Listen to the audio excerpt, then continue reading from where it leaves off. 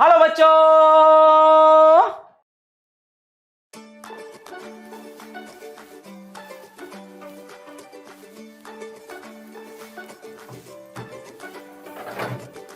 दोस्तों, बड़े से बड़ा बिजनेस कभी पैसे से नहीं होता। बड़े से बड़ा बिजनेस एक बड़े आइडिया से होता है। इसलिए पॉजिटिव सोच रखिए, प्लान बनाइए और मेहनत करिए। सच्ची मेहनत हमेशा आपको कामयाबी की तरफ लेकर जाएगी। आज इस सेशन में एक बार फिर से मैं आपका हार्दिक स्वागत करता हूं रसायन लीला के इस बेहतरीन एपिसोड में। आज हमें अपनी कहानी को आगे बढ़ाना है और हाइड्रोजन स्पेक्ट्रम को स्टार्ट करना है। जल्दी से पेन कॉपी निकालिए, हेडिंग डालिए hydrogen spectrum.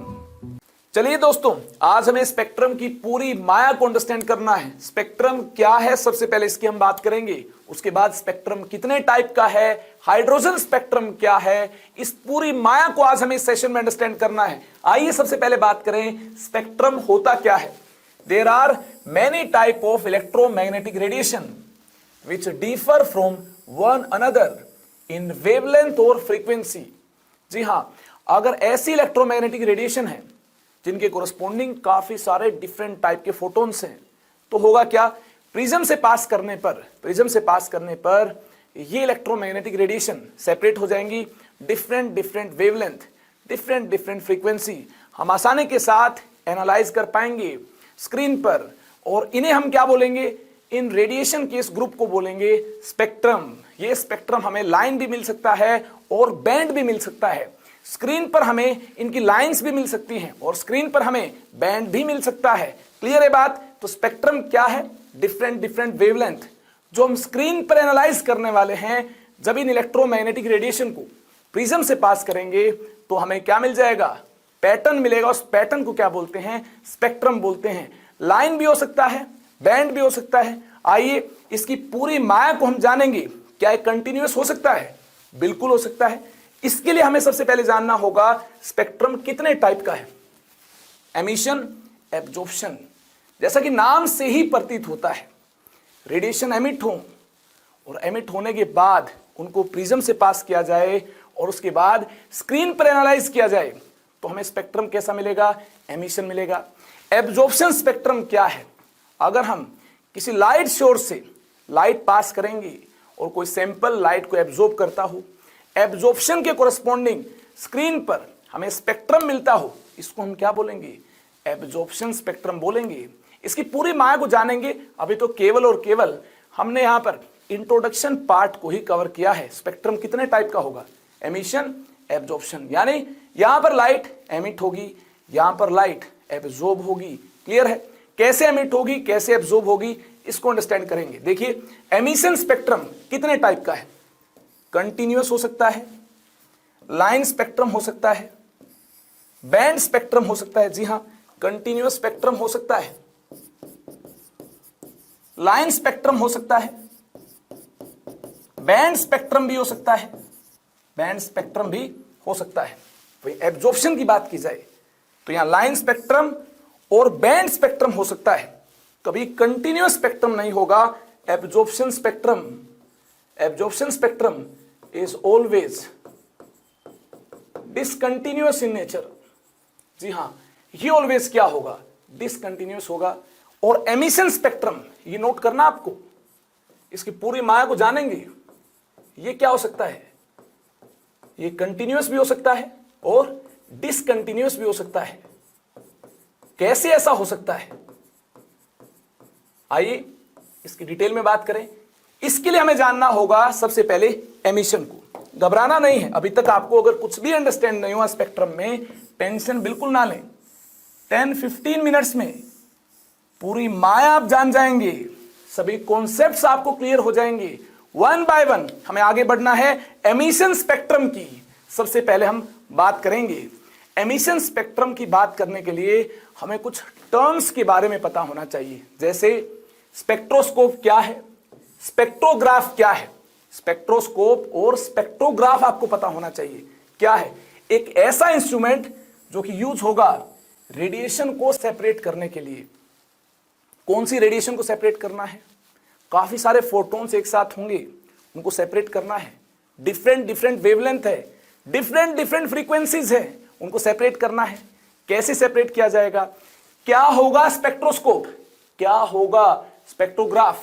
N instrument used to separate radiation of different wavelength और फ्रीक्वेंसीज इज कॉल्ड स्पेक्ट्रोस्कोप और स्पेक्ट्रोग्राफ। प्रिज्म होगा, क्या होगा? प्रिज्म होगा। आपने अपने स्कूल में देखा होगा, प्रिज्म को उसे लाइट पास करते हैं तो इंद्रधनुष मिलता है आपको। जी हाँ, 7 डिफरेंट कलर्स मिलते हैं। देखा आपने? जरूर देखा होगा। तो उसे हम क्या बोलेंगे? स्पेक्ट्रोस्कोप और स्पेक्ट्रोग्राफ बोलेंगे। अब देखिए, ये स्पेक्ट्रोग्राम क्या है? स्पेक्ट्रोग्राम क्या है? ध्यान से देखिए, स्पेक्ट्रोग्राम की डेफिनेशन क्या है? स्पेक्ट्रोग्राफ और pattern of emergent radiation on film और स्क्रीन इज कॉल्ड स्पेक्ट्रोग्राम और simply a spectrum of given radiation. जी हाँ, स्क्रीन पर जो पैटर्न हमें मिलेगा उस पैटर्न को हम क्या बोलेंगे?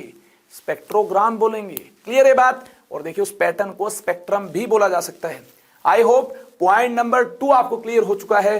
पॉइंट नंबर 1, पॉइंट नंबर 2 आप अंडरस्टैंड कर चुके हैं। तो देखिए, इंपोर्टेंट टर्म्स में पॉइंट नंबर 3 क्या है? स्पेक्ट्रोस्कोपी क्या है? The branch of science dealing with study of spectra is called spectroscopy. इस टाइप की जो ब्रांच है साइंस की, इसे हम क्या बोलेंगे? जिसके अंडर हमें स्पेक्ट्रम की स्टडी करनी है, ये स्पेक्ट्रोस्कोपी है। चलिए बात करें एमिशन स्पेक्ट्रम की। एमिशन स्पेक्ट्रम क्या होगा? सन से आने वाली लाइट को प्रिज्म से पास करेंगे, जो पैटर्न हमें मिलेगा उसको हम क्या बोलेंगे? एमिशन स्पेक्ट्रम बोलेंगे। या फिर कोई एक्साइटेड सैंपल है जहां इलेक्ट्रॉन हायर एनर्जी स्टेट में है, यानी वहां स्टेबल नहीं है, ग्राउंड एनर्जी स्टेट तक आना चाहेंगे। कब आ सकते हैं? जब रेडिएशन एमिट करेंगे, तभी तो आ सकते हैं। तो अगर रेडिएशन एमिट करेंगे एक्साइटेड सैंपल से, तो उन रेडिएशन को प्रिज्म से पास किया जाए और स्क्रीन पर पैटर्न देखा जाए, तो वह पैटर्न भी क्या होगा? एमिशन स्पेक्ट्रम होगा। या फिर किसी सब्सटेंस को हीट करते हैं, हीट करने के बाद क्या होगा? रेडिएशन एमिट करता है, उन रेडिएशन को प्रिज्म से पास करते हैं और स्क्रीन पर जो पैटर्न मिलेगा वह पैटर्न भी एमिशन स्पेक्ट्रम होगा। आइए बात करें एमिशन स्पेक्ट्रम की। When radiation emitted from some source, from sun और by passing electric discharge through gas, इससे क्या होगा? गैस का जो इलेक्ट्रॉन है ये हायर एनर्जी स्टेट तक चला जाएगा एट लो प्रेशर और by heating some substance to high temperature, then radiation is passed directly through prism and received on photographic plate. The pattern thus obtained is called emission spectrum. जी हाँ, जो light emit होगी उसको prism से पास करेंगे, जो pattern हमें मिलेगा उस पैटर्न को एमिशन स्पेक्ट्रम बोलेंगे। आई होप ये पूरी माया आपने अंडरस्टैंड कर ली है। और सन पूरा मायावी है, यहां से जो पैटर्न हमें मिलेगा ये कंटिन्यूअस मिलेगा। देखिए, सन से आने वाली व्हाइट लाइट से जो पैटर्न मिलेगा ये कंटिन्यूअस क्यों होगा? क्योंकि सन इतना मायावी है, इतना विशाल है, वहां पर सभी टाइप के ट्रांजिशन होंगे, यानी सभी टाइप के फोटोन एमिट होंगे। और इस प्रकार से आपको कंटिन्यूअस पैटर्न मिलेगा, यानी 400 नैनोमीटर का फोटोन भी मिलेगा, 400.1 नैनोमीटर का फोटोन भी मिलेगा, 400.2 नैनोमीटर का भी फोटोन मिलेगा। इस प्रकार से आपको कंटिन्यूअस पैटर्न मिलेगा। इस प्रकार से आपको पूरी रेंज मिलेगी, आपको वेवलेंथ की, फ्रीक्वेंसी की, यानी इस प्रकार से आपको इंद्रधनुष मिलेगा, यानी विबग्योर आपको मिलेगा जब व्हाइट लाइट को प्रिज्म से पास करेंगे। तो स्पेक्ट्रम कैसा हुआ? एमिशन स्पेक्ट्रम हुआ। आई होप ये पूरी माया आप अंडरस्टैंड कर चुके हैं। बार बार इस चीज को आप अंडरस्टैंड करने की पूरी ट्राई करेंगे, आपको ये अंडरस्टैंड हो जाएगा। अगर फिर भी आपको कहीं कोई भी प्रॉब्लम हुई है तो ये प्रॉब्लम आपकी आगे चलकर डेफिनेटली दूर हो पाएगी, क्योंकि और बेसिक्स पर काम करेंगे तो ये प्रॉब्लम आपकी आज के इस लेक्चर में स्पेक्ट्रम से रिलेटेड दूर हो पाएगी। अब देखिए आपके सामने बैंड स्पेक्ट्रम। बैंड स्पेक्ट्रम क्या होगा? बैंड स्पेक्ट्रम और पैटर्न क्या होगा? It contains colourful continuous bands separated by some dark space. जी हाँ, ये क्या होगा? कलरफुल बैंड होगा जो कि डार्क स्पेस से क्या होगा? सेपरेटेड होगा, यानी लाइन नहीं होगी। यहां पर आपको काफी सारी वेवलेंथ मिलेंगे एक साथ, उसके बाद फिर गैप होगा, फिर काफी सारी वेवलेंथ मिलेगी, फिर गैप होगा, यानी एक बैंड मिलेगा आपको। जी हाँ, लाइट के एमिशन से जो आप प्रिज्म से पास करेंगे और जो पैटर्न आपको मिलेगा उस पैटर्न को एनालाइज करने पर आपको बैंड मिलेगा, फिर गैप मिलेगा, फिर बैंड मिलेगा। तो इस स्पेक्ट्रम को क्या बोलेंगे? इस स्पेक्ट्रम को हम बैंड स्पेक्ट्रम बोलेंगे। और बैंड स्पेक्ट्रम हमें किसके कोरस्पॉन्डिंग मिलता है? Band spectrum can be obtained from molecules, molecules के कोरस्पॉन्डिंग मिलता है। इसको आपको अंडरस्टैंड करना है। कब मिलता है मॉलिक्यूल्स के कोरस्पॉन्डिंग, इसके बारे में पूरी बात की जाएगी, डिटेल में बात की जाएगी। उससे पहले हमें लाइन स्पेक्ट्रम को अंडरस्टैंड करना है। देखिए लाइन स्पेक्ट्रम क्या है? This is ordered arrangement of lines of particular wavelength. जी हाँ, स्क्रीन पर अगर आपको लाइंस दिखाई दें, यानी एक वेवलेंथ, उसके बाद कुछ वेवलेंथ नहीं है, फिर एक वेवलेंथ आपको नजर आई है, फिर कुछ वेवलेंथ नहीं है, स्क्रीन पर ऐसे लाइन नजर आए आपको डिफरेंट वेवलेंथ की, तो स्पेक्ट्रम को हम क्या बोलेंगे?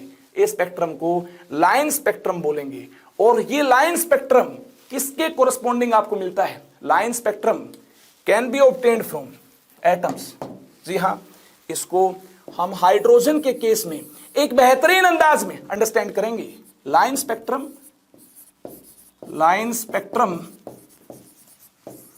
कैन बी obtained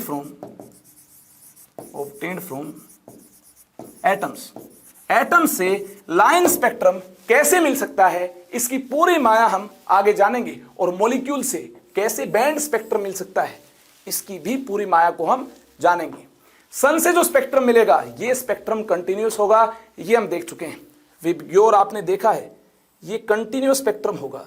लेकिन एटम्स और मॉलिक्यूल से जो स्पेक्ट्रम हमें मिल पाएगा, ये स्पेक्ट्रम क्या होगा? ये डिसकंटिन्यूस होगा। जी हाँ, line and band spectrum are discontinuous, ये आपको नोट करना है। लाइन एंड बैंड स्पेक्ट्रम, कुछ लैम्डा, कुछ वेवलेंथ मिसिंग होंगी, स्पेक्ट्रम आर डिसकंटिन्यूस, ये आपको नोट करना है।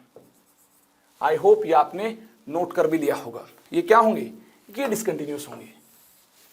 चलिए, अगर ये सब कुछ आप नोट कर चुके हैं, इसके बाद वक्त हो गया है आगे चलने का, आगे बढ़ने का। ध्यान से देखिए, एब्जॉर्प्शन स्पेक्ट्रम क्या है? When white light is first pass through solution और vapours of a chemical substance, then analyzed by spectroscope on screen, then a pattern is obtained. क्या मिलता है? It is observed that some dark lines or bands are obtained. This pattern is named as absorption spectrum. जी हाँ, dark lines और bands का जो pattern हमें मिलेगा screen पर, इस पैटर्न को हम क्या बोलेंगे? एब्जॉर्प्शन स्पेक्ट्रम बोलेंगे। ऐसा क्यों हुआ है? विबग्योर के कोरस्पॉन्डिंग हमें सभी फ्रीक्वेंसी, सभी वेवलेंथ मिलनी चाहिए थी, मिसिंग क्यों है? सोचिए इसके बारे में। जब व्हाइट लाइट को सबस्टांस से पास किया गया, तो सबस्टांस ने भी कुछ फोटॉन्स को एब्जॉर्ब किया होगा। उन फोटॉन्स को एब्जॉर्ब करने की वजह से कुछ लैम्डा हमें स्क्रीन पर नहीं मिल पाएंगे। जिन फोटॉन्स को सबस्टांस ने एब्जॉर्ब किया होगा, उनके कोरस्पॉन्डिंग लैम्डा आपको स्क्रीन पर नहीं मिल पाएंगे। यानी क्या मिलेंगे वहां पर या तो बैंड्स मिलेंगे या फिर आपको डार्क लाइंस मिलेंगी। जी हाँ, एब्जॉर्ब किया है फोटॉन्स को, पर्टिकुलर फ्रीक्वेंसी, पर्टिकुलर वेवलेंथ के फोटॉन्स एब्जॉर्ब हुए हैं, तो स्क्रीन पर उनकी जगह क्या मिलेगा आपको? डार्क लाइंस या फिर बैंड्स मिलेंगे। ये आप देख चुके हैं, एटम्स के केस में डार्क लाइंस मिलेंगी और मॉलिक्यूल्स के केस में डार्क बैंड्स भी मिल सकते हैं। तो देखिए, ये आपके सामने दो टाइप के स्पेक्ट्रम हैं। आपको दिमाग लगाकर बताना है कौन सा एमिशन है और कौन सा एब्जॉर्प्शन है। जल्दी से बताइए देखकर, कौन सा एमिशन होगा, कौन सा एब्जॉर्प्शन होगा। जल्दी से देखिए यहां पर एक्साइटेड सैंपल हमारे पास है। एक्साइटेड सैंपल का क्या मीनिंग है? यानी ऐसे एटम्स हमारे पास होंगे जिन एटम्स में, जिन सिंगल इलेक्ट्रॉन कंटेनिंग एटम्स के अंदर इलेक्ट्रॉन हाइयर एनर्जी लेवल में प्रेजेंट होंगे। तो होगा क्या? जब ये ग्राउंड एनर्जी लेवल तक लौटेंगे तो लाइट एमिट होगी, एनर्जी डिक्रीज होगी। जितना एनर्जी गैप होगा, उस एनर्जी गैप के कोरस्पॉन्डिंग जो भी फ्रीक्वेंसी होगी, उस फ्रीक्वेंसी, उस वेवलेंथ का फोटोन एमिट होगा। जी हाँ, एमिशन हुआ है। एक्साइटेड सैंपल से क्या होगा? एमिशन होगा। तो ये स्पेक्ट्रम कौन सा होगा? ये स्पेक्ट्रम देखिए इस प्रकार से, जो लाइट एमिट होगी, इसको प्रिज्म से पास किया गया और ये स्क्रीन लगी हुई है। यहां जो स्पेक्ट्रम आपको मिलेगा, ये कौन सा मिलेगा? ये मिलेगा एमिशन स्पेक्ट्रम। और ऐसा होगा। देखिए इस प्रकार से एमिशन स्पेक्ट्रम आपको मिलेगा और इस प्रकार से आपको लाइंस मिलेंगी। जो भी यहां पर देखिए वेवलेंथ सेपरेट हो पाई होगी उसके कोरस्पॉन्डिंग आपको स्क्रीन पर क्या मिलेगी, लाइन मिलेगी। क्लियर है? यानी ये एक्साइटेड सैंपल एटम्स का था और यहां से जो लाइट एमिट हो पाई उससे हमें स्क्रीन पर क्या मिल पाई, देखिए इस प्रकार से ब्राइट लाइंस मिल पाई। यहां देखिए ये व्हाइट लाइट को पास किया गया है और ये क्या है, एब्जॉर्बिंग सैंपल है। यानी कोई ऐसा सैंपल है, कोई ऐसा सॉल्यूशन है जो कुछ फोटोन्स को एब्जॉर्ब कर रहा होगा। तो ये कैसा स्पेक्ट्रम हुआ, ये स्पेक्ट्रम एब्जॉर्प्शन स्पेक्ट्रम हुआ, ये एब्जॉर्प्शन स्पेक्ट्रम है। तो इससे क्या होगा, कुछ फोटोन्स मिसिंग होंगे, यानी व्हाइट लाइट के कोरस्पॉन्डिंग हमें कंप्लीट विबग्योर मिलना चाहिए था। यहां देखिए कुछ फोटोन्स मिसिंग होंगे, इनकी कोरस्पॉन्डिंग कोई भी वेवलेंथ आपको स्क्रीन पर नहीं मिलेगी। ये देखिए ये आपको डार्क लाइंस मिल रही है। ये स्पेक्ट्रम कौन सा है, ये स्पेक्ट्रम एब्जॉर्प्शन स्पेक्ट्रम है। यहां से आपने व्हाइट लाइट को पास किया, ये जो सैंपल है, ये जो सॉल्यूशन है, ये जो कंपाउंड है, इसने क्या किया होगा, इसने देखिए कुछ फोटोन को एब्जॉर्ब किया होगा। काफी सारे कंपाउंड्स होंगे यहां पर, कुछ फोटोन्स एब्जॉर्ब हो जाएंगे, यानी कुछ लैम्डा मिसिंग होंगे जिनके कोरस्पॉन्डिंग आपको यहां पर डार्क लाइंस मिलेंगी। जी हाँ, स्क्रीन पर क्या मिलेंगी, डार्क लाइंस। जो भी फोटोन्स मिसिंग होंगे, जो भी वेवलेंथ मिसिंग होंगी, उनके कोरस्पॉन्डिंग हमें डार्क लाइंस मिलेंगी। तो ये कौन सा स्पेक्ट्रम है, ये एब्जॉर्प्शन स्पेक्ट्रम है। और ब्राइट लाइंस मिलती हैं जब लाइट एमिट होती है, स्क्रीन पर उसको एनालाइज करते हैं, जो ब्राइट लाइंस मिलती हैं इनको क्या बोलेंगे, स्क्रीन पर इस पैटर्न को क्या बोलेंगे, एमिशन स्पेक्ट्रम बोलेंगे। चलिए इसके बाद आगे चलते हैं। एक खास किस्म का स्पेक्ट्रम जो कि हमारे सिलेबस में है, जो हमें एक बेहतरीन अंदाज में डिस्कस करना है, that spectrum is hydrogen spectrum. आइए हाइड्रोजन स्पेक्ट्रम को एक बेहतरीन अंदाज में अंडरस्टैंड करें। When electric excitation is applied on hydrogen gas at low pressure, a bluish light is emitted. When a ray of this light is passed through prism, a spectrum of several isolated lines are obtained. The wavelength of various lines show that spectrum lines lie in visible, ultraviolet and infrared region. देखिए क्या होगा, excited sample होगा, किसका होगा, hydrogen atoms का excited sample होगा। तो ध्यान से देखिए, एक्साइटेड हाइड्रोजन एटम्स हमारे पास हैं, इलेक्ट्रॉन्स हाइयर एनर्जी स्टेट में बैठे हुए हैं। होगा क्या, ध्यान से अंडरस्टैंड करना होगा, एक हाइड्रोजन एटम में एक इलेक्ट्रॉन है और ये ग्राउंड स्टेट में नहीं है। एनालाइज कीजिए, ये हाइयर स्टेट में है। n इज इक्वल टू 2 में हो सकता है, n इज इक्वल टू 3 में हो सकता है, n इज इक्वल टू 4 में हो सकता है, या किसी और हाइयर स्टेट के अंदर हो सकता है। तो ये इलेक्ट्रॉन क्या करना चाहेगा, ये इलेक्ट्रॉन अपनी एनर्जी को कम करना चाहेगा। ऑब्वियसली एनर्जी कम कब होगी, जब ये इलेक्ट्रॉन लौटकर ग्राउंड स्टेट में आ जाएगा, यानी n इज इक्वल टू 1 में आ जाएगा। 2 से 1, 3 से 1, 4 से 1, या फिर 4 से 3, 3 से 2, 2 से 1, इस प्रकार से कोई भी ट्रांजिशन हो सकता है। जितने भी पॉसिबल ट्रांजिशन हैं सभी हो सकते हैं। सैंपल आपके पास है, यानी हाइयर स्टेट से ग्राउंड स्टेट तक इलेक्ट्रॉन आना चाहेगा। अलग अलग एटम्स में अलग अलग इलेक्ट्रॉन होंगे, तो ये हाइयर स्टेट से ग्राउंड स्टेट तक आना चाहेंगे। तो अलग अलग वेवलेंथ फ्रीक्वेंसी के फोटोन एमिट होंगे, सेम फ्रीक्वेंसी सेम वेवलेंथ के फोटोन भी एमिट हो सकते हैं। अगर ट्रांजिशन सेम टाइप का हुआ तो होगा क्या, काफी सारे फोटोन्स एक साथ एमिट होंगे। इनको जब प्रिज्म से पास किया जाएगा, जब ये ब्लूइश लाइट प्रिज्म से पास होगी तो स्क्रीन पर हमें पैटर्न मिलेगा, अलग फोटोन के कोरस्पॉन्डिंग हमें डिफरेंट लाइन मिलेगी। वेवलेंथ क्या होगी, डिफरेंट होगी। इस पैटर्न को क्या बोलेंगे, इस पैटर्न को हाइड्रोजन स्पेक्ट्रम बोला जाएगा, जो कि एक्साइटेड हाइड्रोजन एटम के डी एक्साइटेशन की वजह से जो लाइट एमिट हुई है, उस लाइट का स्पेक्ट्रम है, हाइड्रोजन स्पेक्ट्रम है। आई होप इसको आपने अंडरस्टैंड किया होगा। इस प्रकार से हमने इलेक्ट्रिक डिस्चार्ज से, इस प्रकार से बैटरी कनेक्ट करते हुए इलेक्ट्रॉन को एक्साइट किया, हाइयर स्टेट तक इलेक्ट्रॉन को लेकर गए। काफी सारे एटम्स थे, तो ये इलेक्ट्रॉन्स डी एक्साइटेशन के दौरान लाइट एमिट करते हैं। उस लाइट को प्रिज्म से पास किया गया, प्रिज्म से पास करने के बाद स्क्रीन पर हमें पैटर्न मिलेगा, लाइंस मिलेंगी। जी हाँ, डिफरेंट डिफरेंट वेवलेंथ के कोरस्पॉन्डिंग डिफरेंट डिफरेंट हमें क्या मिलेंगी, लाइंस मिलेंगी। तो इसको हम क्या बोलेंगे, स्क्रीन पर जो पैटर्न हमें मिलेगा, इस पैटर्न को हाइड्रोजन स्पेक्ट्रम का नाम दिया जाएगा। और ये जो हाइड्रोजन स्पेक्ट्रम के कोरस्पॉन्डिंग जो आपको वेवलेंथ मिलती हैं स्क्रीन पर, ये वेवलेंथ विजिबल रीजन के कोरस्पॉन्डिंग होगी, अल्ट्रा वोलेट रीजन के कोरस्पॉन्डिंग होगी, इंफ्रारेड रीजन के कोरस्पॉन्डिंग होगी। इसकी पूरी माया को हमें जानना है, यानी हाइड्रोजन स्पेक्ट्रम को हमें क्लासिफाई भी करना है। देखिए, इसको जानने के लिए आपको इंतजार करना होगा। इंतजार क्यों करना होगा? देखिए, उससे पहले हमें जानना होगा electron transitions for hydrogen atom. Hydrogen atom excited है और इलेक्ट्रॉन हायर एनर्जी स्टेट में प्रेजेंट है। और एक सैंपल हमारे पास है जो एक्साइटेड सैंपल है हाइड्रोजन एटम्स का। इसमें देखिए डिफरेंट हायर एनर्जी लेवल्स में इलेक्ट्रॉन बैठे हुए हैं। अगर ये इलेक्ट्रॉन किसी भी हायर एनर्जी लेवल से ग्राउंड एनर्जी लेवल तक ट्रांजिशन करते हैं, यानी N2 से N1 इज इक्वल टू 1 तक, ग्राउंड स्टेट तक अगर ट्रांजिशन होगा, तो देखिए सीरीज को क्या बोलेंगे? इस सीरीज को लाइमन सीरीज बोला जाएगा। और देखिए, इस एनर्जी गैप के कोरस्पॉन्डिंग एनर्जी का फोटोन एमिट होगा। और इस फोटोन की एनर्जी कौन से रीजन में लाई करेगी? इस फोटोन की वेवलेंथ कौन से रीजन में लाई करेगी? जी हाँ, हायर से डायरेक्टली जब n इज इक्वल टू 1 तक इलेक्ट्रॉन लोड कराएगा, जो एनर्जी गैप होगा, इस गैप के इक्वल एनर्जी का फोटोन एमिट होगा। उसकी कुछ वेवलेंथ होगी, कुछ फ्रीक्वेंसी होगी। यह वेवलेंथ, यह फ्रीक्वेंसी कौन से रीजन में लाई करेगी? ये लाई करेगी अल्ट्रा वोलेट रीजन में। आई होप आपने लाइमन सीरीज को अंडरस्टैंड कर लिया है।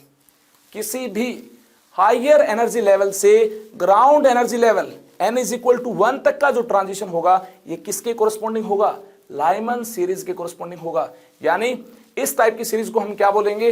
लाइमन सीरीज बोलेंगे। इसके बारे में सबसे पहले लाइमन ने बताया था, उसके नाम से ही इस सीरीज का नाम रखा गया। आगे देखिए, आगे हम बात करेंगे बाल्मर सीरीज की। किसी भी हायर एनर्जी लेवल N2 से लेकर फर्स्ट एक्साइटेड स्टेट यानी N1 is equal to 2 second energy level तक अगर इलेक्ट्रॉन लोड कराएगा, इसके कोरस्पॉन्डिंग जो फोटोन्स एमिट होंगे, देखिए कैसे डिफरेंट टाइप के फोटोन्स एमिट हो सकते हैं। 3 से 2 भी आ सकता है इलेक्ट्रॉन, 4 से 2 भी आ सकता है, 5 से 2 भी आ सकता है, 6 से 2 भी आ सकता है, 7 से 2 भी आ सकता है। तो काफी सारी पॉसिबिलिटीज हैं। इस सीरीज को हम क्या बोलेंगे? Balmer series. किसी हायर एनर्जी लेवल से यहां पर N1 इज इक्वल टू 2 तक, यानी फर्स्ट एक्साइटेड स्टेट तक, यानी सेकेंड एनर्जी लेवल तक अगर इलेक्ट्रॉन लोड कराएगा, तो देखिए उसकी वेवलेंथ, उसकी फ्रीक्वेंसी किसकी? जब इलेक्ट्रॉन लोड रहा होगा तो फोटोन एमिट होगा। फोटोन की मैं बात कर रहा हूं।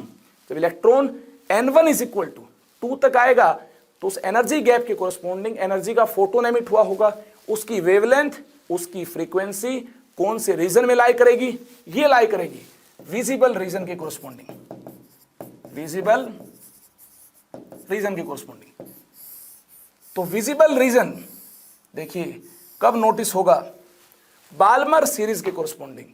और ये मैं आपको बताऊं, किसी हायर एनर्जी लेवल से इलेक्ट्रॉन जब फर्स्ट एक्साइटेड स्टेट तक आएगा तो फोटोन एमिट होगा।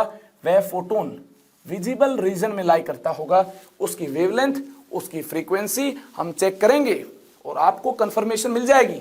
इसके बाद बारी है पास्चन सीरीज की। पास्चन के बाद ब्रैकेट, और ब्रैकेट के बाद और कौन कौन सी सीरीज हैं, इस पूरी माया को हम जानेंगे। इसके बाद देखिए हम बात करेंगे near infrared, near infrared to far infrared, to far infrared. देखिए higher energy level, higher energy level N2 से, ध्यान से सुनना, हायर एनर्जी लेवल N2 से अगर बात की जाए, हायर एनर्जी लेवल N2 से अगर lower energy level N1 is equal to 3 तक, यानी सेकेंड एक्साइटेड स्टेट तक अगर इलेक्ट्रॉन लोड कराएगा, तो जो फोटोन एमिट होगा, जो फोटोन एमिट होगा उसके कोरस्पॉन्डिंग कुछ वेवलेंथ होगी, फ्रीक्वेंसी होगी। ये देखिए, ये वेवलेंथ, ये फ्रीक्वेंसी कौन से रीजन के कोरस्पॉन्डिंग होगी? इंफ्रारेड के कोरस्पॉन्डिंग होगी। और इस सीरीज को हम क्या बोलेंगे? किसी हायर एनर्जी लेवल से N1 इज इक्वल टू 3 तक इलेक्ट्रॉन का आना इस प्रकार से, जैसे 4 से 3, 5 से 3, 6 से 3, 7 से 3, इस टाइप की सीरीज क्या होगी? पास्चन सीरीज होगी। आगे चलते हैं, ब्रैकेट सीरीज की बात करें। देखिए हायर एनर्जी लेवल N2 से, हायर एनर्जी लेवल N2 से lower energy level N1 is equal to, देखिए lower energy level N1 is equal to N1 is equal to 4 तक, N1 इज इक्वल टू 4 तक जब इलेक्ट्रॉन लोड कर आएगा तो energy gap के कोरस्पोंडिंग एनर्जी का फोटोन एमिट होगा। यह फोटोन कौन से रीजन में लाई करता होगा? यह फोटोन इंफ्रारेड रीजन में लाई करता होगा। इस प्रकार से 5 से 4, 6 से 4, 7 से 4 के इस ट्रांजिशन को, इस सीरीज को हम क्या बोल देंगे? ब्रैकेट सीरीज बोल देंगे। क्या ब्रैकेट सीरीज के बाद भी कोई और सीरीज होगी? इस पूरी माया को हमें जानना है। देखिए, इस पूरी माया और पूरी जादुई कहानी को अंडरस्टैंड करने के लिए हमें आगे चलना होगा, आगे बढ़ना होगा, कुछ कैलकुलेशन करनी होगी ताकि हमारा आगे का सफर बिल्कुल बेहतरीन हो पाए। इसके लिए देखिए, हमें लैम्डा की कैलकुलेशन करनी होगी, एनर्जी की कैलकुलेशन करनी होगी। आइए लैम्डा और एनर्जी की कैलकुलेशन करते हैं। वैसे एनर्जी की कैलकुलेशन की बात हम प्रीवियस सेशन में कर चुके हैं, उसको जल्दी से एक बार रिपीट करते हैं, रिवाइज करते हैं ताकि आपकी अंडरस्टैंडिंग ज्यादा बन पाए। देखिए, सबसे पहले मैं यहां पर बात करूंगा हायर एनर्जी लेवल की, और हायर एनर्जी लेवल मैंने यहां सेलेक्ट किया। देखिए, ये N2 एनर्जी लेवल मैंने सेलेक्ट किया है। इसके बाद लोअर एनर्जी लेवल की बात की जाएगी। ये देखिए, ये मैंने lower energy level N1 select किया है, मैं मेंशन भी कर दूंगा। ये देखिए, ये N1 स्टेट है, ये क्या है? ये N2 स्टेट है। अगर इलेक्ट्रॉन किसी हायर स्टेट से, अगर इलेक्ट्रॉन किसी हायर स्टेट से लोअर स्टेट तक, N1 तक, N2 से N1 तक ट्रांजिशन कर रहा होगा तो इसकी एनर्जी डेफिनेटली क्या होगी? डिक्रीज होगी। देखिए, इसकी एनर्जी ज्यादा यहां है, यहां क्या है? कम है, न्यूक्लियस के पास होगा। तो इसके कोरस्पोंडिंग, इस एनर्जी गैप के कोरस्पोंडिंग ये इलेक्ट्रॉन क्या करेगा? फोटोन एमिट करेगा। क्लियर है बात? और इस फोटोन की क्या वेवलेंथ होगी, ये एनर्जी गैप क्या है, इस पूरी माया को हमें जानना है। ध्यान से देखिए, line spectrum of hydrogen is observed due to excitation और de excitation of electron, due to excitation और de excitation of electron from one state और one orbit or one stationary state to another stationary state. Let electron make transition from N2 to N1 in hydrogen like sample. जी हाँ, hydrogen like sample है। Helium plus हो सकता है, lithium 2 plus हो सकता है, beryllium 3 plus हो सकता है, बोरोन 4 प्लस हो सकता है। इस टाइप का सैंपल हमारे पास होगा जिसके अंदर सिंगल इलेक्ट्रॉन प्रेजेंट होगा। ये ट्रांजिशन ऐसा भी तो हो सकता था, बिल्कुल हो सकता था, यहां से यहां तक का। जी हाँ, इसके कोरस्पोंडिंग भी हमें देखिए सेम एनर्जी का फोटोन इसको खिलाना पड़ता। देखिए, जितनी एनर्जी यहां से रिलीज हो पाई है Hν, उतनी ही एनर्जी का फोटोन खिलाने पर वापिस से इलेक्ट्रॉन यहां से यहां जा सकता है। ऐसा कब होगा? लोअर स्टेट से हायर स्टेट तक इलेक्ट्रॉन कब जाएगा? ये तब जाएगा जब बात होगी एब्जॉर्प्शन की। जी हाँ, फोटोन खिलाया गया है, एब्जॉर्ब किया है किसने? इसने फोटोन को। तो ये कब होगा? ये एब्जॉर्प्शन स्पेक्ट्रम के कोरस्पोंडिंग होगा। एब्जॉर्प्शन स्पेक्ट्रम के कोरस्पोंडिंग ये होगा। और जब एक्साइटेड सैंपल से, जब हायर एनर्जी स्टेट से लोअर एनर्जी स्टेट तक ट्रांजिशन होगा तो देखिए ये एमिशन स्पेक्ट्रम के कोरस्पोंडिंग होगा। हमारे सिलेबस में ज्यादा डिटेल में एमिशन स्पेक्ट्रम है, लेकिन मैंने साथ साथ एब्जॉर्प्शन स्पेक्ट्रम की भी बात की है। आपकी एनसीईआरटी बुक में एब्जॉर्प्शन स्पेक्ट्रम भी दिया गया है, चेक कर सकते हैं आप। तो चलिए, हम ज्यादा कैलकुलेशन यहां पर एमिशन स्पेक्ट्रम के कोरस्पोंडिंग ही करनी है। जो एनर्जी गैप है इसकी अगर बात की जाए तो ये En2 माइनस En1 से इंडिकेट किया जा सकता है। जी हां, इस एनर्जी गैप के इक्वल एनर्जी का फोटोन ही एमिट होगा। इस एनर्जी गैप के इक्वल एनर्जी इस इलेक्ट्रॉन की डिक्रीज हो पाई होगी, तो इस एनर्जी गैप के इक्वल एनर्जी का फोटोन एमिट होगा। इस एनर्जी गैप के इक्वल एनर्जी का फोटोन ही एब्जॉर्ब हुआ होगा, तभी तो इलेक्ट्रॉन यहां से यहां जंप कर सकता है। आई होप ये आपने अंडरस्टैंड किया होगा। ये एनर्जी गैप चाहे एमिशन में हम डिस्कस करें या एब्जॉर्प्शन में डिस्कस करें, ये एनर्जी गैप डेल्टा ई क्या होगा? ये होगा energy of higher state En2 minus energy of lower state En1। और ये आपको याद होगा En2 क्या है, इसका एक बेहतरीन रिजल्ट आपको बताया जा चुका है।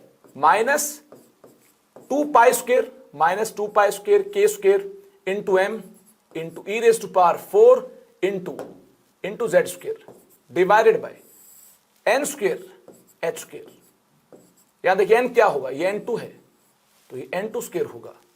En1 क्या होगा? देखिए minus 2 pi square k square into m into e raise to power 4 into Z square divided by n square h square. N क्या होगा, n1 होगा, n1 square into h square. देखिए माइनस माइनस प्लस हो जाएगा, minus यहां है, minus यहां है, माइनस माइनस क्या हो जाएगा, प्लस हो जाएगा। तो देखिए एनर्जी गैप आपको क्या मिल पाएगा, delta E is equal to minus 2 pi square k square into m e raise to power 4 into Z square divided by n2 square into h square. यहां देखिए माइनस माइनस प्लस हो जाएगा, ये होगा plus 2 pi square k square into m into e raise to power 4 into Z square divided by n1 square into h square. तो देखिए delta E आपको क्या मिलता है, कुछ कॉमन भी आएगा क्या, बिल्कुल यहां पे कुछ टर्म्स कॉमन भी होंगे। कौन कौन सी, ये देखिए ये कॉमन होगा, ये देखिए ये यहां भी है, यहां भी है, ये देखिए यहां भी है, यहां भी, ये कॉमन होगा। तो ब्रैकेट लगाएंगे, इसको ब्रैकेट से बाहर रखेंगे जो कॉमन है। तो देखिए ब्रैकेट लगाएंगे, जो कॉमन है इसको ब्रैकेट से बाहर रखेंगे। इससे हमें क्या मिलता है, इससे हमें मिलता है 2 pi square into k square into m into e raise to power 4 into Z square divided by h square. Bracket के अंदर क्या मिलेगा, देखिए 1 बाय n1 स्क्वेयर यहां से, 1 बाय n2 स्क्वेयर यहां से, और माइनस साइन है, यानी 1 by n1 square minus 1 by n2 square. आगे चलते हैं, आगे बात करेंगे इसकी। देखिए आगे हमें यहां बात करनी है, एनर्जी गैप हमें क्या मिलता है, एनर्जी गैप का जनरल फॉर्मूला हमें क्या मिलता है, 2 pi square k square into m into e raise to power 4 into Z square divided by h square into क्या होगा यहां पर 1 by n1 square minus 1 by n2 square. ये यहां मिलेगा आपको।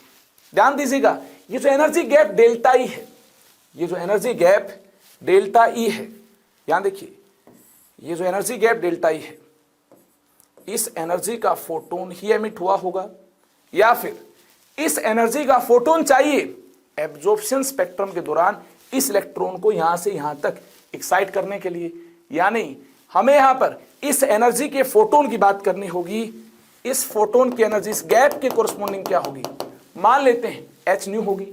जी हाँ, जो रिक्वायर्ड होगी ये भी एच न्यू होगी, और जो यहां पर रिलीज होगी, किस एनर्जी का फोटोन रिलीज होगा, ये भी सेम एनर्जी गैप है। तो देखिए रिलीज भी क्या होगी, जब इलेक्ट्रॉन हायर एनर्जी स्टेट से लोअर एनर्जी स्टेट तक आएगा तो एच न्यू एनर्जी का फोटोन ही रिलीज होगा।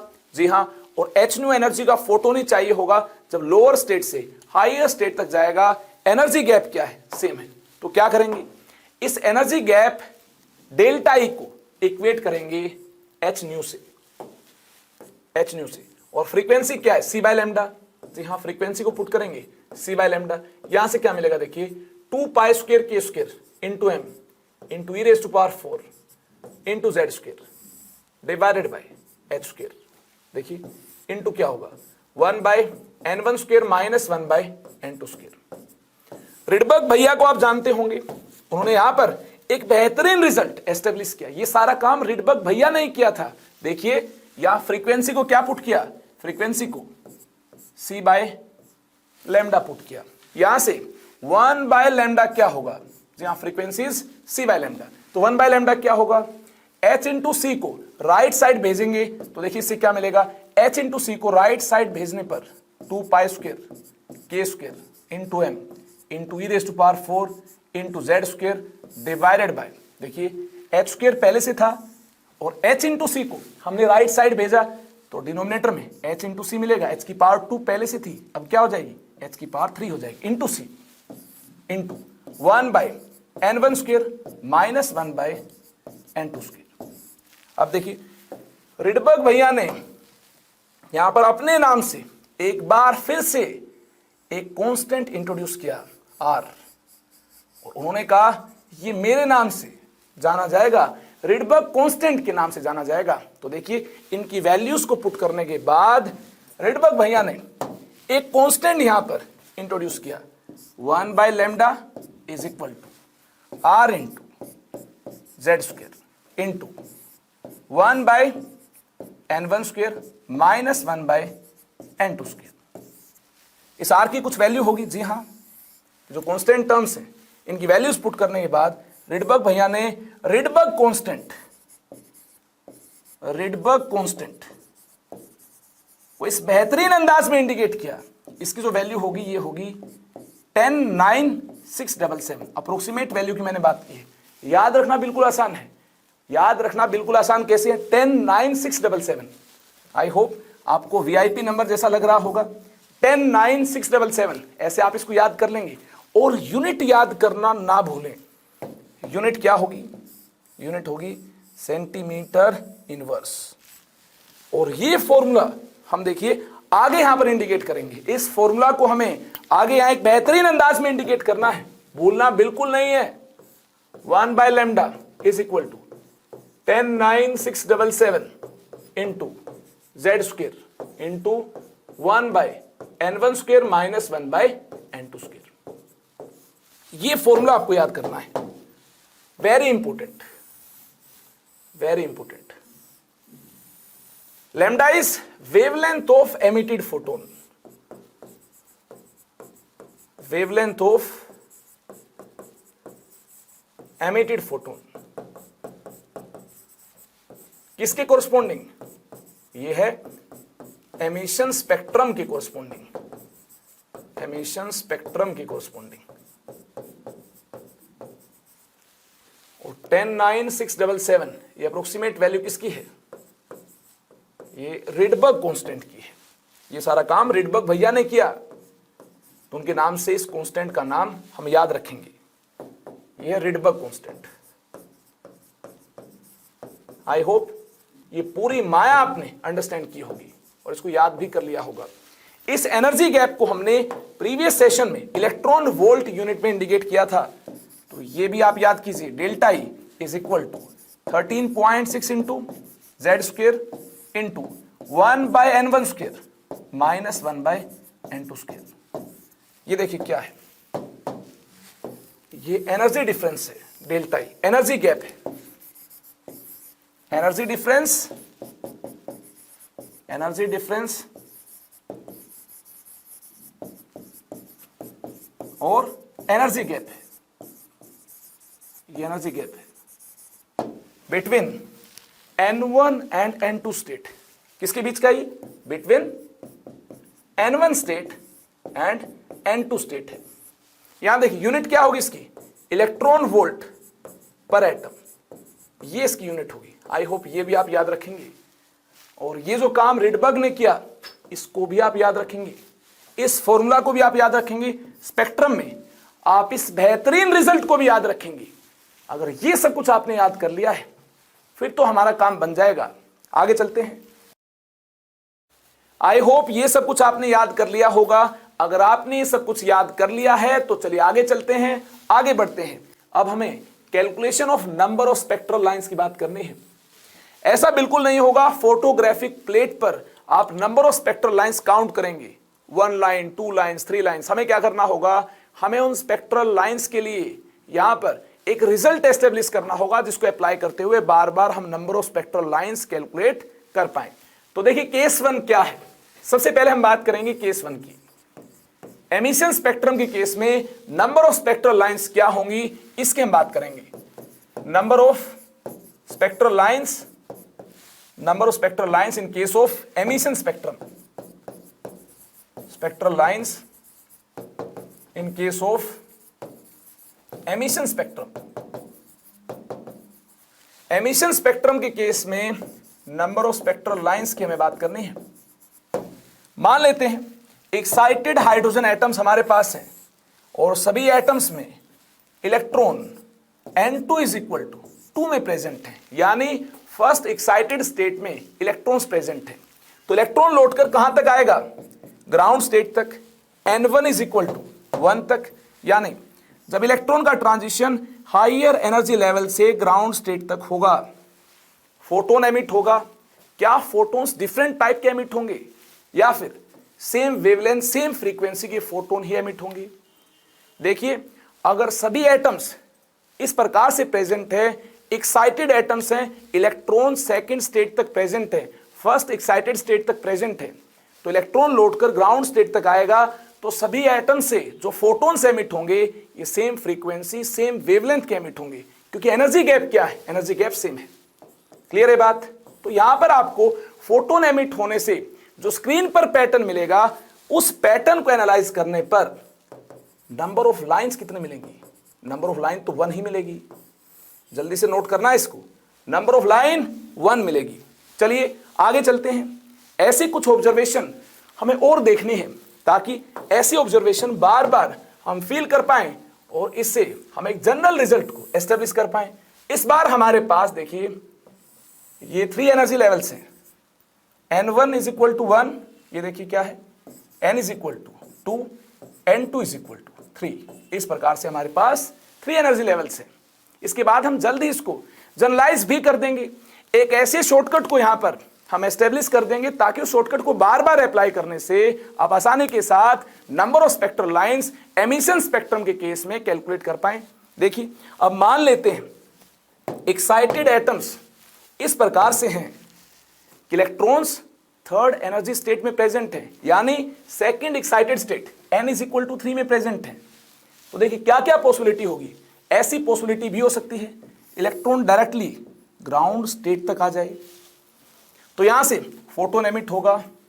मान लेते हैं इस एनर्जी गैप के इक्वल एनर्जी का h न्यू एनर्जी का फोटोन एमिट होगा किसी दूसरे एटम में। जी हाँ, सैंपल है, सारी पॉसिबिलिटीज कवर करेंगे। किसी दूसरे एटम में हो सकता है इस प्रकार का ट्रांजिशन हो जाए। देखिए 3 से 2 और 2 से 1, हाँ 1 तक तो आएगा, लौट कर तो आएगा। लौट कर क्यों आएगा? ग्राउंड स्टेट में जब इलेक्ट्रॉन प्रेजेंट होगा तो न्यूक्लियस की ज्यादा पास होगा, अट्रैक्शन ज्यादा होगी, स्टेबिलिटी ज्यादा होगी। ज्यादा स्टेबिलिटी एक्वायर करने के लिए वापस आएगा ये, देखिए वापस आएगा, तो इस प्रकार से फोटोन एमिट होंगे। इस एनर्जी गैप के equal h new dash energy का फोटोन एमिट होगा। इस एनर्जी गैप के equal h new double dash energy का फोटोन एमिट होगा। किसी तीसरे एटम में, चौथे एटम में या फिर किसी और एटम में क्या कोई और पॉसिबिलिटी हो सकती है? इन 3 पॉसिबिलिटी के अलावा क्या कोई और डिफरेंट पॉसिबिलिटी हो सकती है? सोचिए इसके बारे में। अगर आप सोचते हैं आपको कोई डिफरेंट पॉसिबिलिटी मिलती है, कमेंट सेक्शन में जाकर बताइए। अगर नहीं मिलती है तो ट्राई करते रहिए, 1 मिनट तो सोचिए इसके बारे में, क्या क्या पॉसिबिलिटी आपको और मिल सकती है। क्या मुझे लगता है इसके कोरस्पॉन्डिंग आपको कोई भी पॉसिबिलिटी नहीं मिल पाई है। यानी अब हम फाइनल आंसर यहां पर पोस्ट कर सकते हैं। क्या? Number of spectral lines, number of spectral lines क्या होंगी? नंबर ऑफ स्पेक्ट्रल लाइंस 3 होंगी। क्लियर है बात? अब देखिए 4 एनर्जी लेवल्स हमें कंसिडर करने होंगे और उसके बाद हम जनरलाइज कर देंगे। ये हमारे पास देखिए क्या है, सैंपल ऑफ हाइड्रोजन एटम्स हैं, यानी काफी ज्यादा एटम्स एक्साइटेड स्टेट के अंदर हैं। और एक्साइटेड स्टेट किस प्रकार की? इस प्रकार की है। इलेक्ट्रॉन कहां बैठे हुए हैं? इलेक्ट्रॉन बैठे हुए हैं 4th ऑर्बिट में। कहां बैठे हुए हैं? 4th ऑर्बिट में, यानी थर्ड एक्साइटेड स्टेट में। तो देखिए हालात कैसे होंगे, ये देखिए ये n1 इज इक्वल टू 1 है, ये n is equal to 2, n is equal to 3, n is equal to 4। काफी सारे एटम्स एक्साइटेड स्टेट में हैं, यानी इलेक्ट्रॉन की लोअर स्टेट में आने की जितनी भी पॉसिबिलिटीज हैं, सारी ही पॉसिबिलिटीज को हमें कवर करना होगा। ध्यान दीजिएगा, n2 इज इक्वल टू 4 से n1 इज इक्वल टू 1 तक। एक तो सिंपल पॉसिबिलिटी ये है, धड़ाम से इलेक्ट्रॉन गिरे और ग्राउंड स्टेट तक आ जाए। और देखिए ऐसा भी तो हो सकता है, होले होले आ जाए मस्ती करते हुए, ये देखिए ऐसा भी हो सकता है। सारी पॉसिबिलिटी देखनी है अपने को। ये भी तो पॉसिबिलिटी हो सकती है, यहां से यहां तक आ जाए, इसके बाद यहां से यहां तक आए। ये तो ऑलरेडी हम काउंट कर चुके हैं, रिपीट नहीं करना है। रिपीट किया तो घोटाला हो जाएगा, नंबर ऑफ लाइंस आप करेक्टली कैलकुलेट नहीं कर पाएंगे। और देखिए और क्या पॉसिबिलिटी है, और पॉसिबिलिटी देखिए यहां से यहां तक की भी तो है। अब आप सोच रहे होंगे डायरेक्ट यहां से यहां कैसे आएगा? अरे यहां से यहां आया होगा, लेकिन ये हम ऑलरेडी काउंट कर चुके हैं, बार बार कैसे काउंट कर सकते हैं? और देखिए और क्या पॉसिबिलिटीज हो सकती हैं। चलिए पूरा दम पूरा एफर्ट आपने लगा लिया होगा, आपको number of spectral lines in different different possibilities के कोरस्पॉन्डिंग क्या मिल पाई होंगी? नंबर ऑफ लाइंस आपको मिल पाई होंगी 1 2 3 4 5 6।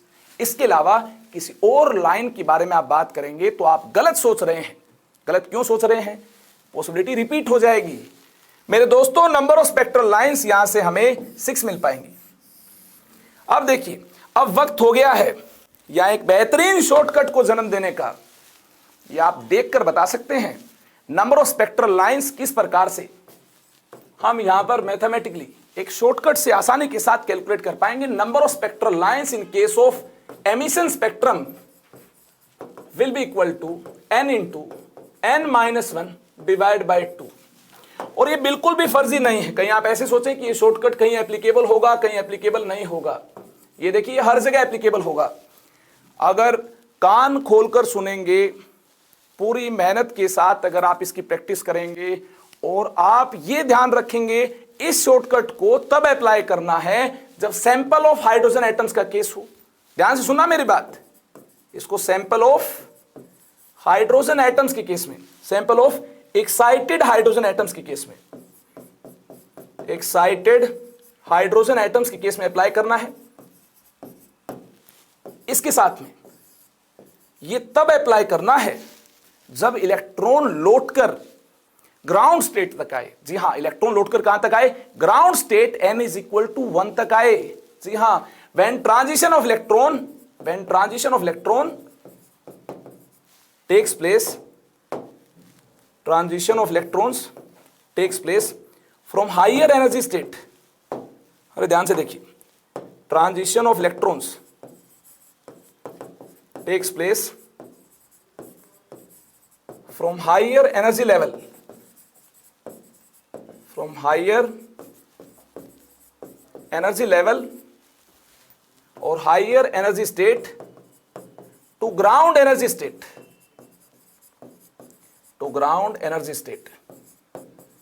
देखिए, हायर स्टेट से ग्राउंड स्टेट तक आने में जितने भी ट्रांजिशन हो सकते हैं, उन सभी ट्रांजिशन को कंसीडर करते हुए, सभी पॉसिबिलिटीज को कंसीडर करते हुए जो फोटॉन्स एमिट होंगे उनके कोरस्पॉन्डिंग जो हमें नंबर ऑफ स्पेक्ट्रल लाइंस मिलेंगी, ये spectral lines n into n-1/2 से आप कैलकुलेट कर सकते हैं। ये n क्या है? ये n है orbit number, orbit number of higher state. जी हां, हायर एनर्जी स्टेट का क्या है? ऑर्बिट नंबर है। चलिए, इस पूरी जादुई कहानी को एक बार फिर से हम देखेंगे। शॉर्टकट अप्लाई करते हुए हम चेक करेंगे क्या वैलिडिटी है इस शॉर्टकट की। देखिए, number of spectral lines capital N is equal to n into n-1/2। n को 2 पुट करेंगे। ये क्या है? ये देखिए, orbit number of higher energy state है, 2 है। ये 2 पुट करेंगे तो यहां से देखिए क्या मिलेगा? 2 इंटू 2-1/2। यहां से नंबर ऑफ स्पेक्ट्रल लाइन 1 मिलेगी। और पहले भी हमने देखिए 1 स्पेक्ट्रल लाइन ही यहां पर इमेजिन की है, 1 ही होगी। शॉर्टकट से भी 1 मिलती है और वैसे दिमाग से देखेंगे तो भी हमें 1 स्पेक्ट्रल लाइन ही मिलेगी। यहां देखिए, यहां अगर हम इसको अप्लाई करते हैं, n is equal to n into n-1 divide by 2। n क्या होगा? 3 होगा। Orbit number of higher energy state 3 होगा। 3 इंटू 3-1 डिवाइड बाई 2। यहां से देखिए 2 से 2 कैंसिल होगा। नंबर ऑफ स्पेक्ट्रल लाइंस 3 मिलेंगे। देखिए, यहां से हमें पहले भी 3 स्पेक्ट्रल लाइंस ही मिल पाई थी। सभी पॉसिबिलिटीज को कंसीडर करने के बाद क्या देखिए, n is equal to n-1 into n divide by 2। n क्या होगा? n 4 होगा। देखिए, स्मॉल n क्या होगा? स्मॉल n 4 होगा। 4 इंटू 4-1/2। यहां से देखिए, नंबर ऑफ स्पेक्ट्रल लाइंस आपको कितने मिलेंगे? 6 मिलेंगे। और यहां से भी आपको क्या मिल पाई थी? 6 मिल पाई थी। आई होप शॉर्टकट की वैलिडिटी आपने चेक की होगी। अब देखिए, एक और चीज मैं आपको बताना चाहूंगा। मेरा काम तो सारी बातें बताना है ताकि आपसे सभी टाइप के क्वेश्चन सोल्व हो जाए। अगर ट्रांजिशन हायर से ग्राउंड तक ना हो, अगर ट्रांजिशन किसी हायर स्टेट से लोअर स्टेट तक हो और ये लोअर स्टेट ग्राउंड स्टेट बिल्कुल भी ना हो, तो उस केस में कैसे number of spectral lines emission spectrum के केस में आप कैलकुलेट करेंगे? सुनिए मेरे दोस्तों, क्या करना है। देखिए, if transition of electron, if transition of electrons takes place from any higher state n2 to lower state n1 in case of excited sample of ध्यान से सुनिए, excited sample of हाइड्रोजन और हाइड्रोजन लाइक स्पीसीज, ये भी आपको mention करना होगा। ये सभी रिजल्ट्स हाइड्रोजन लाइक स्पीसीज के लिए भी वैलिड होंगे। तो इस केस में देखिए, नंबर ऑफ स्पेक्ट्रल लाइंस को किस बेहतरीन अंदाज में, किस शॉर्टकट से हम कैलकुलेट कर पाएंगे, n2 - n1 into n2 - n1 + 1 divide by 2, इससे कैलकुलेट कर पाएंगे। नोट कीजिए इसको। इसी के साथ एमिशन स्पेक्ट्रम में कैसे number of spectral lines calculate करनी है, ये हम देख पाए हैं और एक बेहतरीन अंदाज में देख पाए हैं। अब बात करनी है केस 2 की। केस 2 देखिए क्या है। Number of spectral lines in case of absorption spectrum. Absorption spectrum के केस में स्पेक्ट्रल लाइंस को कैसे कैलकुलेट कर पाएंगे। देखिए, calculation of number of spectral lines, number of spectral lines in case of absorption spectrum. ध्यान दीजिएगा, ये ना ही किताबों में होता है, ना ही टीचर्स करवाते हैं। एब्जॉर्प्शन स्पेक्ट्रम के केस में नंबर ऑफ स्पेक्ट्रल लाइंस कैसे कैलकुलेट होंगी, ध्यान दीजिएगा। ये n1 = 1 है और ये n2 = 2 है। हमने फोटोन खिलाया और ग्राउंड स्टेट से इलेक्ट्रॉन, देखिए, सेकंड एनर्जी लेवल तक ही जा पाया, तो कितने लैम्डा मिसिंग होंगे। व्हाइट लाइट से कितने लैम्डा मिसिंग होंगे, सोचिए, एक ही तो लैम्डा मिसिंग होगा। तो नंबर ऑफ डार्क लाइंस आपको क्या मिलेंगे, नंबर ऑफ डार्क लाइंस क्या मिलेंगे आपको, क्या नंबर ऑफ लाइंस आपको क्या मिलेगी। इस केस में नंबर ऑफ लाइन आपको 1 मिलेगी। जी हाँ, एक ही लैम्डा तो मिसिंग होगा और पूरे सैंपल के कोरस्पॉन्डिंग बात की है। जो भी ट्रांजिशन होगा यही होगा। 1 स्टेट से 2 स्टेट तक ही इलेक्ट्रॉन जा पाए हैं, यानी एक टाइप का फोटोन ही मिसिंग होगा, एक टाइप का लैम्डा ही मिसिंग होगा। तो यहां पर नंबर ऑफ डार्क लाइन आपको क्या मिलेगी, 1 मिलेगी। आगे देखिए पूरी माया को, अभी कुछ नहीं किया हमने, अभी पूरा कॉन्सेप्ट तो हमें अंडरस्टैंड करना है। यहां देखिए, मुझे लगता है यहां पर आप पूरे कॉन्सेप्ट को अंडरस्टैंड कर जाएंगे। देखिए, इलेक्ट्रॉन ग्राउंड स्टेट में सभी पॉसिबिलिटीज को हमें कवर करना है। एब्जॉर्प्शन स्पेक्ट्रम का केस है, ये ध्यान रखिए। फोटोन खिलाया गया, ये एनर्जी गैप कवर किया गया। इसके अलावा ये एनर्जी गैप किसी दूसरे हाइड्रोजन एटम के केस में कवर किया जा सकता है। जी हाँ, यहां पर हमें n1 = 1, n = 2, n = 3, n = 3 तक बात करनी। क्वेश्चन में आपको गिवन होगा कहां तक इलेक्ट्रॉन को एक्साइट करना है। मान लेते हैं n = 3 तक आप एक्साइट कर सकते हैं। n = 3 तक एक्साइट करने के लिए जो भी फोटोन की एनर्जी रिक्वायर्ड है, ये अवेलेबल फोटोन हमारे पास है। व्हाइट लाइट से ये फोटोन हमें मिल जाएंगे। तो देखिए होगा क्या, n1 = 1 से n = 2 तक इलेक्ट्रॉन का ट्रांजिशन हो पाएगा। n1 = 1 से n = 3 तक और n2 = 3 तक इलेक्ट्रॉन का ट्रांजिशन हो पाएगा। अब आप सोच रहे होंगे जैसा एमिशन में होता है सारी पॉसिबिलिटीज को काउंट करना है, तो आप ऐसा सोच रहे होंगे, इस पॉसिबिलिटीज को भी आप काउंट कर रहे होंगे, लेकिन आप इस पॉसिबिलिटी को काउंट कर नहीं सकते हैं। सोचिए इसके बारे में, क्यों नहीं कर सकते हैं।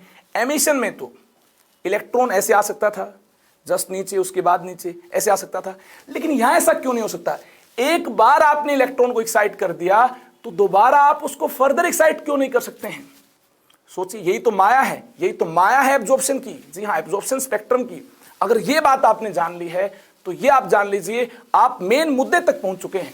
ये मैं आपको बताना चाहूंगा यहां पर, एक बार एक्साइट करने के बाद, ध्यान से सुनना, एक बार ही बताऊंगा मैं, वीडियो को बार बार आप देख सकते हैं, वहां से आप चेक कर सकते हैं मेरा क्या कॉन्सेप्ट है। और ये कॉन्सेप्ट बहुत बड़ी बड़ी किताबों में दिया हुआ है, ऐसी किताबें जो कि नॉर्मली आपके हाथ नहीं लगती हैं। देखिए कॉन्सेप्ट क्या दिया है, अगर हम एक बार इलेक्ट्रॉन को एक्साइट कर दें उसके बाद दोबारा इलेक्ट्रॉन का एक्साइटेशन पॉसिबल नहीं हो पाएगा। जितने टाइम में, ध्यान से सुनना मेरी बात, जितने टाइम में आप इसको फोटोन खिलाएंगे उससे कम टाइम में ये इलेक्ट्रॉन वापिस ही आ जाएगा। यानी जो आपका लाइट सोर्स है उसमें कमी है, आप उतने कम टाइम में इसको फोटोन नहीं खिला पाएंगे। कितने कम टाइम में? इतने कम टाइम में कि वापिस ना लौट पाए, लेकिन ये वापिस बहुत जल्दी लौट पाएगा। ऐसा लाइट सोर्स आप इसके लिए यहां पर प्रोवाइड नहीं कर पाएंगे कि वापिस लौट ना पाए, इसका फर्दर एक्साइटेशन हो जाए। इसीलिए हम सक्सेसिव एक्साइटेशन की बात एब्जॉर्प्शन स्पेक्ट्रम में नहीं कर पाते। अब आपके दिमाग में डाउट आ गया होगा, फिर एमिशन में क्यों करते हैं? अरे एमिशन में तो एनर्जी डिक्रीज ही तो करनी है, कोई एफर्ट तो नहीं लगाने हैं। इलेक्ट्रॉन अपने आप एनर्जी डिक्रीज करता है, तो कैसे भी अपनी एनर्जी को डिक्रीज कर सकता है। यानी इन शॉर्ट मैं आपको यह कहना चाहता हूं, एब्जॉर्प्शन स्पेक्ट्रम के केस में या तो आप डायरेक्ट इसको 3 तक लेकर जाइए या 2 तक लेकर जाइए, 2 से 3 की कोई कहानी नहीं है। तो यहां पर कितने लैम्डा मिसिंग होंगे? यहां पर मुझे लगता है नंबर ऑफ डार्क लाइंस कितने मिल पाएंगे? 2 मिल पाएंगे। चलिए इसको भी जनरलाइज करने का वक्त आ गया है, विदाई का वक्त आ गया है। यहां देखिए, यहां हमारे पास 2 एनर्जी लेवल थे, नंबर ऑफ डार्क लाइन 1 थी। यहां हमारे पास 3 एनर्जी लेवल्स थे, नंबर ऑफ डार्क लाइंस 2 थी। तो देखिए कंक्लूड करते हैं, नंबर ऑफ डार्क लाइंस कितनी होंगी? जितने एनर्जी लेवल्स की बात की जाएगी -1 होंगी। जी हां, जो हायर एनर्जी लेवल का नंबर है, जो ऑर्बिट नंबर है, उसको हमें यहां पुट करना होगा। जैसे फर्स्ट से थर्ड तक ट्रांजिशन की बात की गई है तो 3 पुट करेंगे, फर्स्ट से 2 तक बात की गई है तो 2 पुट करेंगे। पहले भी एमिशन स्पेक्ट्रम में इनकी बात हो चुकी है, तो इस प्रकार से आपको नंबर ऑफ डार्क लाइंस मिल जाएंगी। चलिए आज इस सेशन में इतना ही। मैंने तो काफी इंजॉय किया इस सेशन में, काफी अच्छी प्यारी प्यारी बातें आपको बताई हैं। उम्मीद करूंगा कि आपने भी इंजॉय किया होगा।